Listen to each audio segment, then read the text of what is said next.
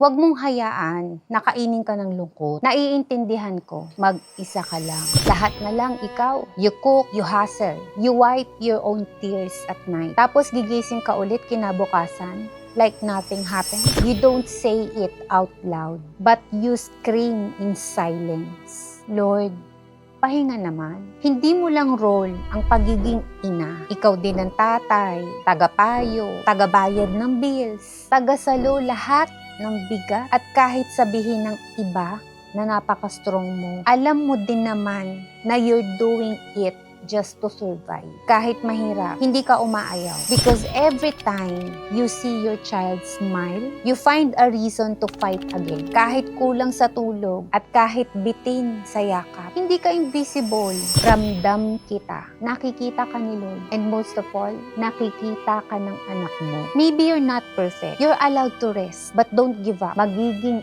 okay din ang lahat. Maybe not now, but one day. To every single mom out there, this is your reminder. At dito sa mundo na punong-puno ng pagod, ikaw ang pahinga ng anak mo. Kaya laban lang, hindi ka nag-iisa.